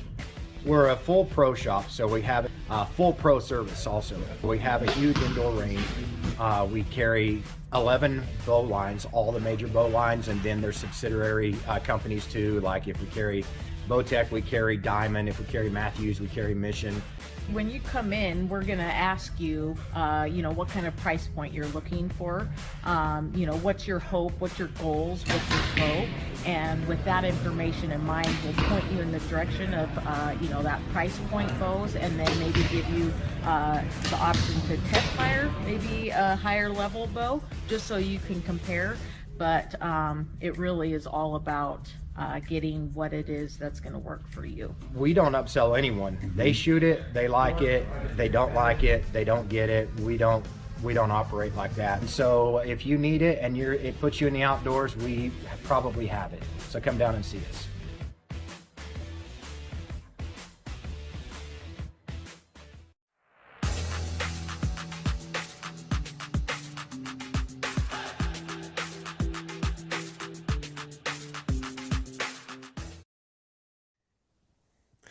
Welcome back to Fish on Northwest. We are in the Bait Lab, again brought to you by Sportco and Max Lure. I'm your co-host Tommy Donlin, and tonight we are going to cover a halibut rig. We've got a halibut opener coming up in Puget Sound and the eastern strait of Juan de Fuca. It's going to be awesome. There's a lot of guys that have fought really hard to get this opener in early April, and we finally got it. I'm anticipating a lot of really nice fish hitting the docks and hitting the bottom of the boat. So I wanted to walk you through kind of my rig for the eastern strait. And it's a little bit different than what I'm using in the ocean. In the ocean, you'll see me use a lot of white hoochies, a lot of glow hoochies. And I add a little bit of color when we're in the eastern strait. And I've also got a little scent capsule that I also incorporate into the rig that I want to show you as well, because let's face it, scent is really important. The other thing to keep in mind is last year in the eastern strait, there was a 7-foot halibut caught that was over 300 pounds, estimated 320. The gentleman tried to find a place to weigh it, couldn't find a place to weigh it, and he said, you know what? I'm not even worried about it. I'm just going to drive my boat home. They caught it in 80 feet of water. Okay, so we're fishing a lot shallower here than we typically would, maybe off the coast of Washington, sometimes up to 800 feet, right? But there are giants out there. I've had buddies that have caught them well into the 100-pound range, 150-pound range. So if you want a big fish and you don't have to travel far from home, this is your chance. So we'll go to the bait table here, and I'm going to show you, kind of walk you through this rig. I've already kind of started the rig here just to get some of that out of the way and not to bore you with knot tying. But this is an egg loop knot, okay? Here and here. What you're looking at is this guy right here. You're looking at a Gamakatsu big river hook. 12-aught is the size. Now you can use 10-aught. I try not to use anything less than 10-aught. I love big hooks to make sure you get a good hook set in that halibut. Again, you know, we're really not worried about small fish in this game, so I go big. And then the other thing that you're going to notice is this leader. Right now, this leader is 250 pound, and it is your Berkeley big game, clear, and it's kind of missing. The number's missing, but it's 250 pounds. And I try not to go anything less than 200. And it's pretty supple. It's really not that hard to tie. And so you can get used to it. Now, the first thing that you're going to notice is the distance between the hooks. And this is really important because if you think about the bait that we use, for the most part, I'm using a bait that's a kokanee, a shad, something that's sizable. You know, you can also use trout. But the reason that I have these hooks spread out is because I'm going to thread the first hook through the bottom jaw of that bait fish out the top. Okay, and it's going to be smack dead center. And then the next hook, I want to be in around the dorsal fin. Okay, and I'm going to poke it in and pull it out, and it's going to be sticking out at about a 90-degree angle from the fish. Okay, so that you want to size the hook spread to your bait. You don't want this hook, this trail hook, coming past that dorsal fin. And the reason for that is that if you have too long of a leader, right, too long of a distance between the two hooks, you can foul the trailing hook in front of your hoochie. We're going to add a hoochie to this equation. This hook on the way down will end up going in front, and then you'll be wishing, not fishing. So don't do that. Okay, so that's the first thing, is to get a good spread here. Now the next thing that I'm going to bring into the equation is this pill bottle. You can use any small size pill bottle. This was actually, it looks like one for one of my dogs. It's the smallest that I could find. I also use these one. It depends on the size of the hoochie that you have, and you'll see in a second. But any pill bottle will do. Any small capsule will do. I know they also sell scent capsules. But this is going to go on the line. So what I'm doing here is you take the cap off, you know, get a 1/4-inch drill bit, drill a hole in the cap, right in the right smack dead center, and then go to the bottom of that pill bottle, drill another hole, and then put as many holes as you like in the side of this pill bottle. Okay, this is going to be your scent dispersion device, just like that. Don't press too hard while you're drilling, or you will crack these plastic bottles, but these things work really well. So the next thing I'm going to do is I'm going to take the leading edge of the line, and I'm going to run it through this hole. And it's easier if you do it with the cap off. And then you put the cap on, just like that. Okay, and you thread that all the way down. And now those hooks are sharp. You want to make sure, right, you're gonna fill this with scent. And so you want to make sure that the scent stays in there and just doesn't come out as a liquid. So the next thing I do is I'm going to go and get, you know, and the color does not matter. It's inside the scent capsule, but just get some kind of yarn, any kind, doesn't matter what color. Get a piece of that, and that is going to be cut into about, I don't know, you know, a 10-inch length, 12-inch length or so. And I'm just going to ball this up. I just want something to soak up the scent. So I'm going to ball this up, and I'm going to stick this inside of the capsule to kind of control the scent and hold it in there. And then what I'm going to do is I'm going to go to my favorite scent, and I live by Potskis, the halibut and rockfish nectar, and I'm going to soak the inside of this with this nectar. Okay, or use whatever favorite scent you have. And then when you're done putting the scent in there, you just put the capsule on, lock it, and there you're ready to go. So that's the first step, right? So you've got your scent capsule, you've got scent in there. At this point, you know, usually by the way, when I put the scent in, you can do it one of two ways. If you're using sponge Also, you can put it in a Tupperware container. You can soak it and let it sit in there. And then when you, you pull up, say you're going to make another drift, you pull up your rig, you can take that scent out, either the yarn or the sponge, you can put it back in that container that's got all the scent in it, pick out another piece, and so you can kind of keep reusing it. And that way you've always got fresh scent in here, and you're not throwing away yarn or throwing away little pieces of sponge, you can reuse it. And so, the other thing that you want to do, right, is if we go back down to the table, you're going to put a hoochie over the top of this, right? This is not going to be exposed. And you'll see why I don't put this scent capsule in front of the hoochie. Try to keep it behind the hoochie because I don't want any action. I'm not trying to make this thing wiggle or dart back and forth or get tangled or anything like that. So I'm going to bring the hoochie down here, and I'm going to set it inside so that it's completely underneath the squid. And you want to kind of get all the tentacles out of the way so they can seat in there properly. This takes a little bit of maneuvering to kind of get it in there, but you can do it just like that. So I'll seat that up in there. So now it's completely covered by that hoochie. And I like, you'll notice that I've got some longer hoochies on here as well. And what I'm doing in this case when I'm using these longer ones is I really don't like that hoochie to go too far down. I want it pretty streamlined, and so I will end up cutting these skirts to go just the length of the first hook, leaving that second hook completely exposed. I don't want the skirt getting tangled with the hooks or anything like that. So basically there's your rig, you've got a hoochie on top of it, and then when you're ready to go, when you've already got your bait hooked up, and you've already got the hoochie on, and this is already attached to either your spreader bar or your slider rig, that's the point in time where you're going to put whatever scent you're using inside of the capsule. You don't want to put it in there and then go and put a bait on and then hook it up to all your gear, because you're going to be dripping scent all over the boat. And it's probably okay if it's somebody else's boat, but if it's your own boat, it's going to be all over the place. So do it, kind of make that as your last step in the process, okay? Another thing to mention, like always use stretchy thread. And we can go to the table, you can see exactly what I'm using. I think I bought this at England's Marine in Westport, but Sportco has stretchy thread. You want to go with the industrial kind, the stuff that's super heavy duty. I don't use the stuff that's thin. I mean, we're talking big baits, we're talking bigger fish. They don't care, it doesn't matter if they can see it or not. So you want something that's sturdy to keep the bait onto the hook. And that's when I really wrap it up. And I'm making probably 20 passes on that bait after I stick these two hooks in it. So, because I do not want that bait to go anywhere. I want that bait to be able to get sucked into a halibut's mouth and then get spit back out, sucked back in, when that bait's still staying perfectly on the hooks and staying streamlined.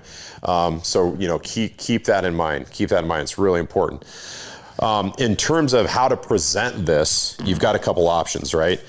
Typically what I'll do is I'll finish this end with either a perfection loop, or, my personal favorite, I'll just grab a swivel and tie a San Diego knot, okay? And that completes this rig, and now that's done. The next thing you'll have is either a slider rig or a spreader bar.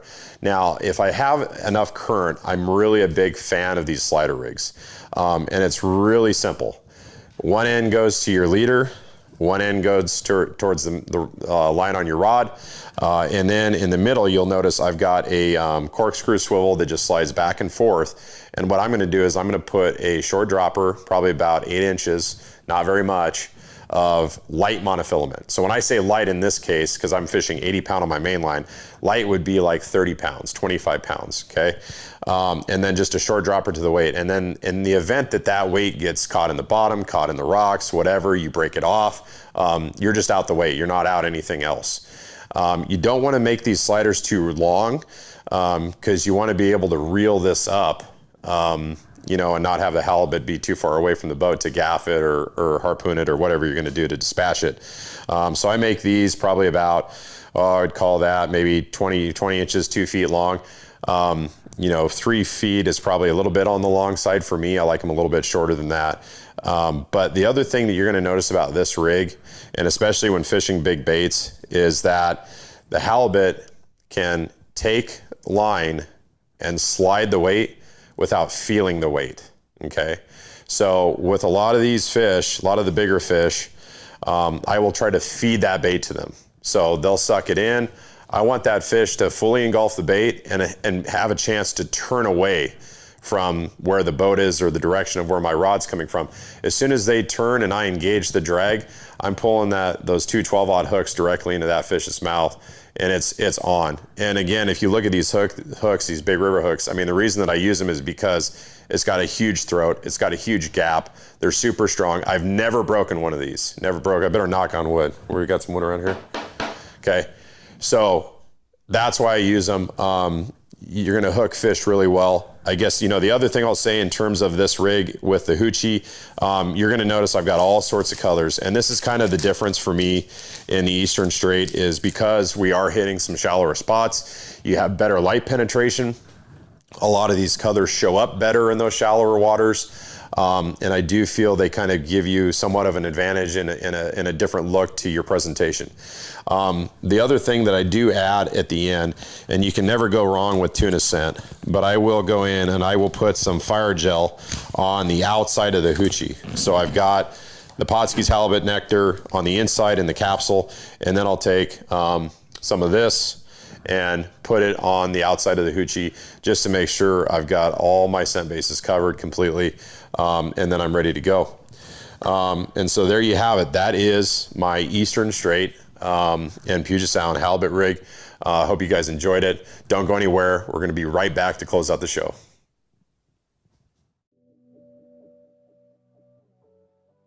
Defiance boats are built without any structural wood materials. That is why we back our boats with a lifetime warranty. All of our Defiance boats come standard with large fish boxes that are fully insulated so that you can ice your fish properly all day. Defiance boats feature a 21 to 22 degree dead rise at the transom and a large reverse chine for incredible handling and stability offshore. Defiance boats are foam flotation filled and unsinkable for the ultimate in safety while fishing offshore. Defiance boats feature fuel-efficient hull designs with large fuel tank capacity so that you can have maximum fuel range for making long offshore runs completely safe and affordable. All Defiance boats come standard with self-bailing decks for improved safety while at sea. Defiance Boat offers all our boats with Honda outboard packages so that you can take full advantage of the reliability and 5-year top-to-prop warranty from your Honda outboard. Defiance Boats for all your boating needs, and let us help you get out on the water.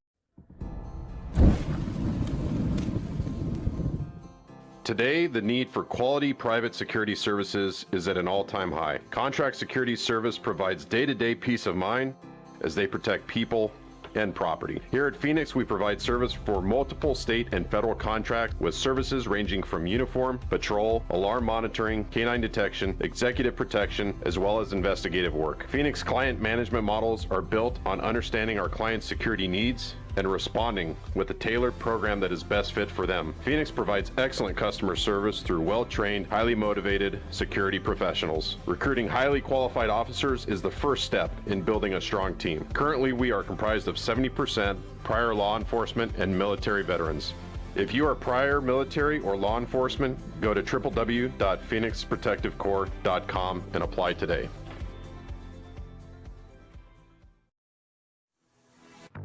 Yep, for sure. Oh yeah, big fish. Yeah, buddy. Nice fish. Oh, beauty. Gorgeous fish. Bobby's on the board. We got a good one. Oh yeah. Oh, oh. Oh, geez, come on. Nice fish. Nice fish.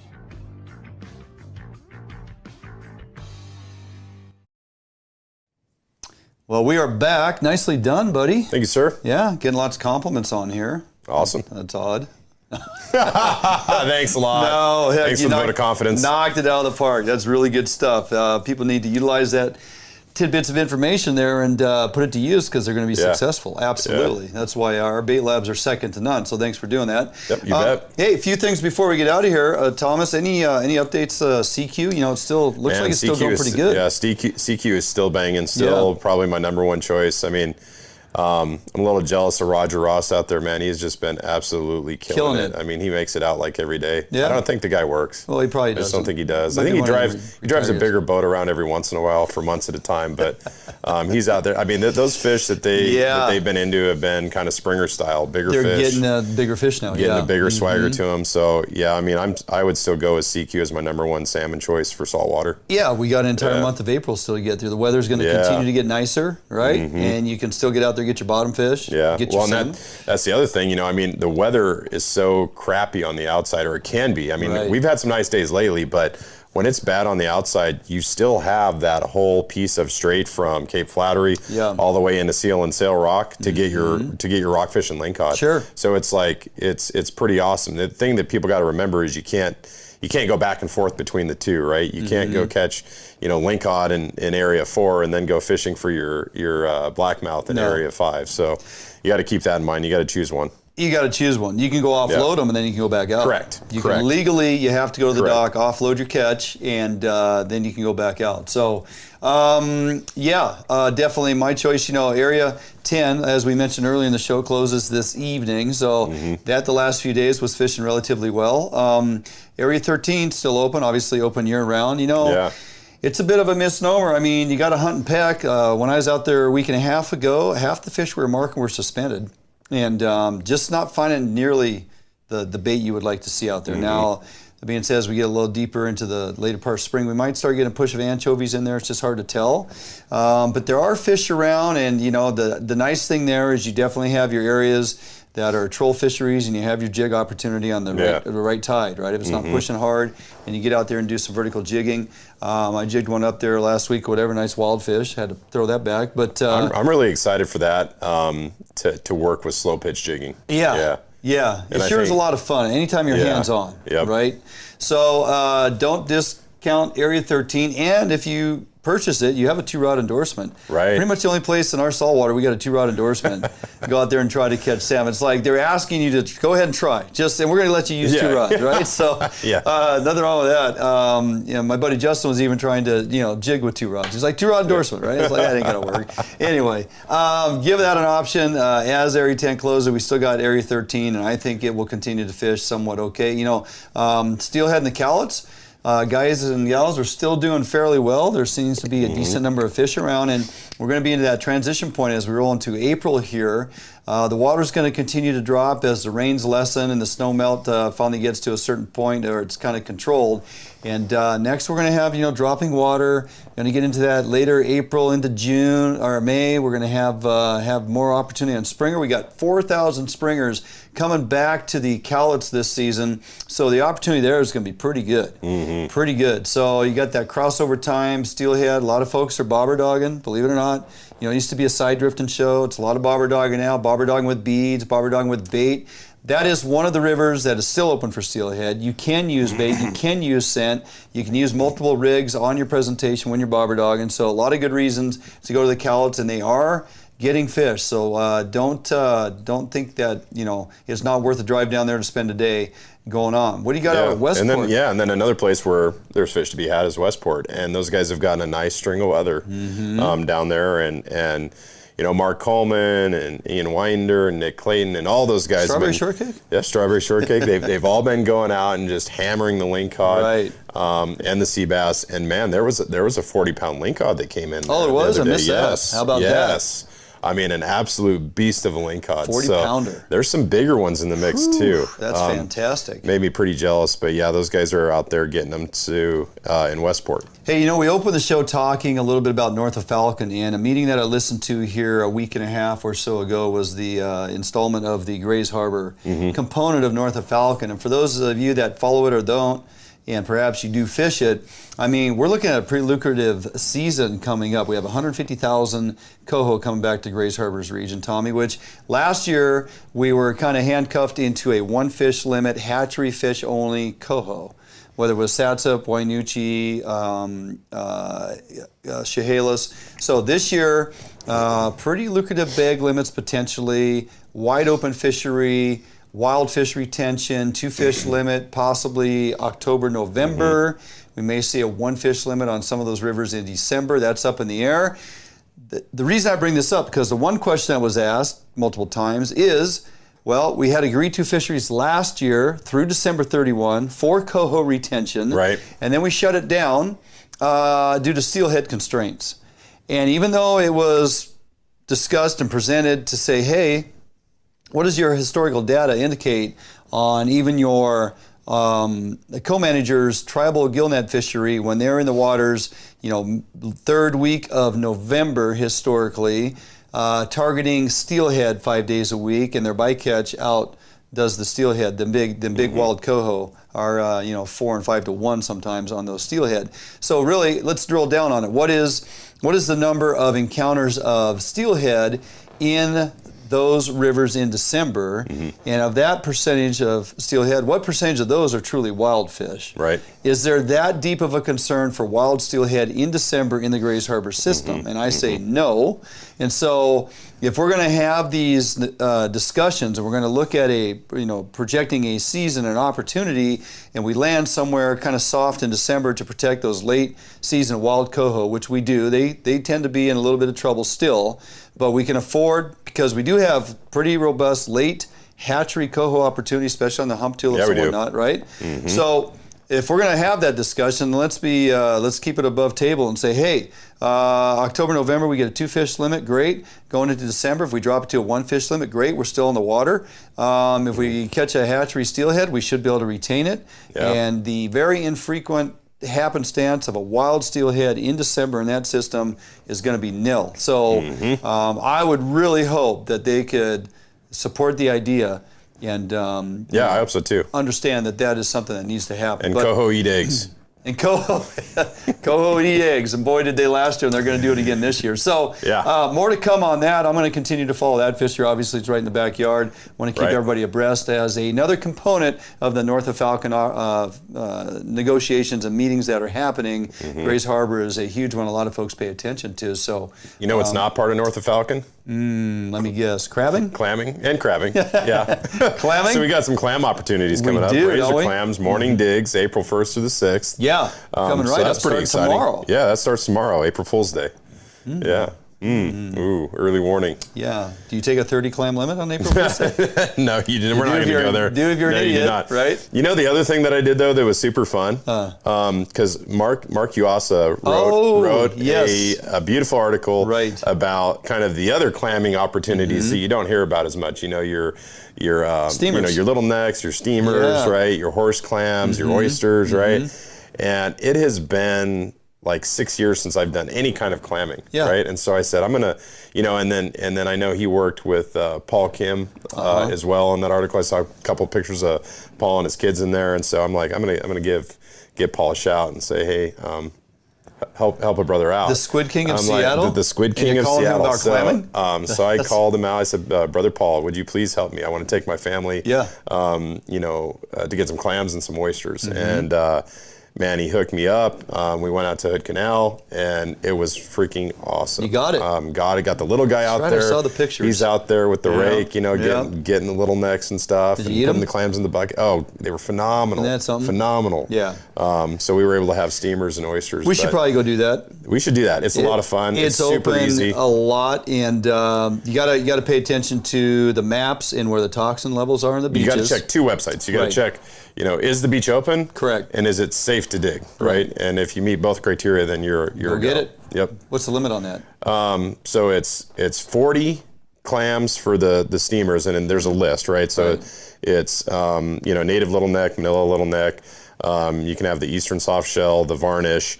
And then in those kind of steamer class clams, you also have butter clams, which are bigger, 3 to 4 inch. Right. So in that category of clams, you can have 40, not to exceed 10 pounds. If you were to just get a limit of butter clams, which are awesome for like clam chowder or split them open and eating them off the half shell, you're gonna reach a much lower number than 40, right? So you gotta watch 10 pounds before you get 40 right. clams. You gotta watch your 10 pounds, and then outside of that, the gooey ducks and the horse clams are separate limits. So you can have 7 horse clams. Okay. And I tell you what, you know who's a pro at digging horse clams? Brett. Oh, is he? Yeah. Oh, he is a pro. Got a knack for it. He is a pro. And has a perfect way of getting them without cracking the shell or anything. Oh, interesting. So, and they're massive, man. You should see these horse clams we got. Interesting. And then gooey ducks are 3, but you got to have a super low tide. They're in the lowest of the tidal zone to get the gooey ducks. Did you get some? We did not. Okay. No, we did not. We got our horse clams and our steamers, and then of course our oysters. Yeah, real nice. Okay. And you got to shuck the oysters on the beach. Do not forget that. Oh, that's right. Yep. And yeah, because they want the shells to be left behind. Yes. Fantastic. And so that is not part of north of Falcon. Good point. No. Final note, hey, Columbia River sturgeon retention dates have been set, Thomas, and if you are inclined to get on board with a guide, perhaps, you better get on it because they are filling up relatively quickly. We have 9 days plus Monday, May 30th. We are May 11th through June 4th, 9 days of sturgeon retention. Now you're allowed 1 sturgeon per day, 2 white sturgeon per season, and there are definitely some folks out there that get it done. Now the interesting thing is the boundary is from Wana Power Lines downstream to the mouth at Buoy 10. That's a huge area. Yeah, that is a big area. To include all tributaries within that area. So you could bank fish for some of these, get your keeper sturgeon. Now there is a slot limit. Legal size is 44 inches to 50. Minimum of 44, no larger than 50 at the fork. Learn how, get on WDFW website and check the regs, and it shows you how to properly measure your sturgeon so you don't go a ½ inch or an inch over and get popped by a gamey. But there is great opportunity. The sturgeon are somewhat on the rebound. The hatchery programs have assisted with that, and there's some ample opportunity there. 9 days, there's just under 2,000. There's 1,920 sturgeon to go get. Nice. And that's a lot of fun too. Yeah. Have you done that before? I have out of a boat on different parts of the Columbia, but not for keeper sturgeon, but I have. Oh, okay, for oversized? For oversized, yeah. Kick in the pants, and it's a good time. And if you're able to get some within slot limit, take them home, man. Tell you what, that's some pretty good eat. So, all right, that's a few things going on around the Pacific Northwest and beyond, things to take advantage of. I suggest you get out there and find a way to make some of that happen. Tommy, that's about do it for us. Yeah, I think that will conclude the show. We'll conclude the show. I want to thank everybody for jumping on here tonight. We had a great crowd attending tonight. Continue to do so. Grab our content, spread it out there, spread the word. Have folks join us here every Thursday night, 6 p.m. when we go live from the studios here at Fish Hunt Northwest. And pay attention to who our contributing sponsors are. Please patronize their businesses. They support us, so we like to ask you to help support them. So with that, everybody have a great week. Get out there, grab some opportunities that we just spoke of, because there's plenty going on, yes, and more to come. We're just getting into spring, man. More to come. So, all right, have a great week. We'll see you next Thursday, 6 p.m. right here, Fish Hunt Northwest.